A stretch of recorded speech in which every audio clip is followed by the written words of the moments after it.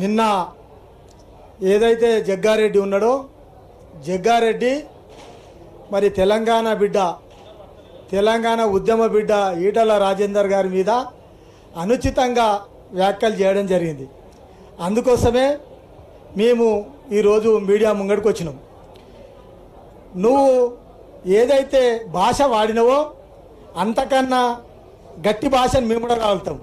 అరే జగ్గారెడ్డి, నువ్వు సంగారెడ్డి మున్సిపల్ చైర్మన్గా ఉన్నప్పుడు నిధుల దొంగవురా, నువ్వు ఎమ్మెల్యేగా ఉన్నప్పుడు అమీన్పూరు భూముల దొంగవురా, తెలంగాణ ఉద్యమంలో వైఎస్ రాజశేఖర రెడ్డి బూట్లు నాకినోనివిరా, తెలంగాణ ఉద్యమానికి తూట్లు ఓడిసినోనివిరా జగ్గారెడ్డి అని మేము అనగలం. కానీ మా పార్టీకి ఒక సంస్కారం ఉంటుంది, మాకు సిద్ధాంతం ఉంటుంది. దానివల్ల మేము అంటలేము. బిడ్డ తిట్లపోటు పెడతాన్నావు కదా, సంగారెడ్డిలో పెట్టు, తిట్లపోటీకి మేము రెడీ, మేము తెస్తాం. ఏమన్నావు? ఈటల రాజేందర్ గారి గురించి మాట్లాడుతున్నావు. నీ స్థాయి ఏందో అందరికీ తెలుసు, నీ బతికేందో అందరికీ తెలుసు. వారి హైట్ గురించి మాట్లాడినావు. నువ్వెంతున్నావురా? 7 ఫీట్లు ఉన్నావా? 6 ఫీట్లు అందగానివా? పంది బురదల బొర్రి వస్తే ఎట్లా కనిపిస్తుందో సేమ్ నువ్వు కూడా అట్లనే ఉన్నావు. అడ్డం ఎంత బలిసినవో పొడువు అంతే ఉన్నావు. నువ్వెందుకు మాట్లాడతావురా? ఆయన ఈటల గురించి యావత్ తెలంగాణ అంతా కూడా చిన్నగా ఉన్నాడు అంటున్నావు. బుల్లెట్ ఎంత ఉంటుందిరా? బుల్లెట్ చిన్నగానే ఉంటుంది, దాని పని అది చేస్తుంది. ఈటల కూడా గంతే బిడ్డ, తెలుసుకో. తెలంగాణ ఉద్యమంలో మాట తప్పకుండా మడిమే తిప్పకుండా తెలంగాణ ఉద్యమకారులను, తెలంగాణలో ఉన్న ప్రతి బిడ్డను జైళ్ళల్లో పడితే కేసులలో ఇరికితే తీసుకొచ్చిన బిడ్డ ఈటల. నీ బతికేందిరా తెలంగాణలో? తెలంగాణ ఉద్యమానికి తూట్లు పొడిచిన నా కొడుకు కావును, తెలంగాణ ఉద్యమానికి తూట్లు పొడిచి వైఎస్ రాజశేఖర రెడ్డి బూట్లు నాకినోడు కావును. నువ్వు ఈటల గురించి మాట్లాడతావా? నీ ఆ స్థాయి ఉందా? ఇవాళ రాజకీయంగా ఈటల ఒక వ్యక్తి కాదు, ఒక శక్తి అని యావత్ తెలంగాణ మాట్లాడుతూ ఉంది. ఇలా ఖమ్మం నుంచి సంగారెడ్డి దాకా, ఆదిలాబాద్ నుంచి అలంపూర్ దాకా ఒక మంచి పేరున్న నాయకుడు ఈటల, మంచి అభిమానులు ఉన్న నాయకుడు ఈటల. నువ్వు ఆయన గురించి మాట్లాడడం ఏంద్రా? సిగ్గు శరం ఉండాలి. నీ బతికేందో ఒక్కసారి చూసుకో. నీ పార్టీ ఇవాళ ఏమన్నాడు? తెలంగాణలో ఒక భాష ఉంటుంది, మంచి పని చేసినోడిని మంచిగా చేసినావు బిడ్డ, మంచిగా చేసినావు కొడుక అంటారు. అదే నోరుతోని చెడ్డగా చేసినోడిని బిడ్డ అడుగులు వంకర పడుతున్నాయి, నీ పద్ధతి పక్కకు పోతుంటారా నా కొడుక అని చెప్తారు. గదే మాట అన్నాడు కదా. రాజకీయ విమర్శనే చేసింది తప్ప నిన్ను వ్యక్తిగతంగా రాలే, వ్యక్తిగతంగా వచ్చే మాట కాదు.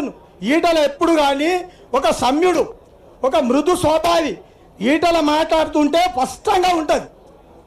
దాన్ని విడిచిపెట్టి నువ్వు ఏదేదో మాట్లాడుతున్నావు. అది బిడ్డ ఒళ్ళు దగ్గర పెట్టుకో. నువ్వేమనుకుంటున్నావు అనుకుంటే నా పార్టీ అధికారంలో ఉంది, నేనేమో చేస్తా అనుకుంటున్నావు. బిడ్డ నిన్ను బట్టలు విడదీసి కొట్టే రోజు ఎంతో దూరం లేదని మేము స్పష్టంగా చెప్తున్నాం. ఇంకోటి, కులం ప్రస్తావన తెచ్చిండు. మరి నీ కులం ఏంటి రాబాయి? నీ కులం గురించి చెప్పు.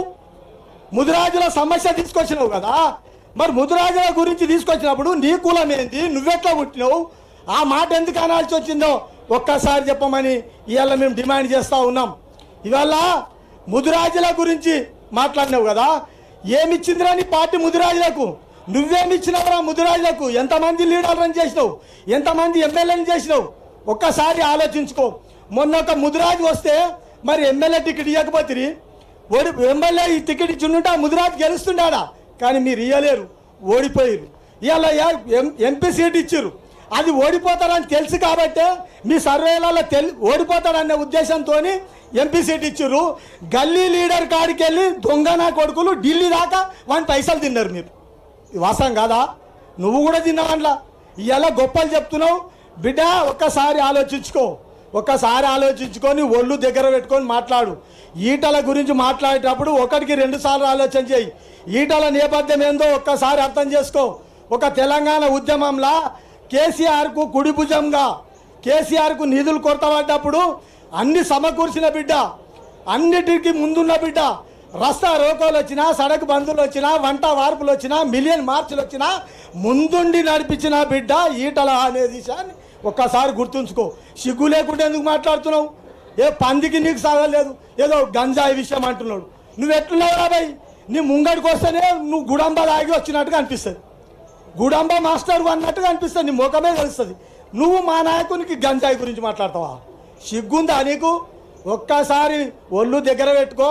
మర్యాద ఇస్తున్నాం, మర్యాదతో నడువు, లేదంటే నీ బట్టలు ఇప్పి నిన్ను ఉరికించి కొట్టే రోజు వస్తుందన్న విషయాన్ని గుర్తు చేస్తూ ఉన్నాం. ఈటల ఫస్ట్సారి ఏదైతే ఆర్థిక మంత్రిగా ఉన్నాడో ఒక మంచి పేరు తెచ్చుకున్న నాయకుడు. రెండోసారి ఆరోగ్య శాఖ మంత్రిగా ఉన్నాడు. ఆరోగ్య శాఖ మంత్రిగా ఉన్నప్పుడు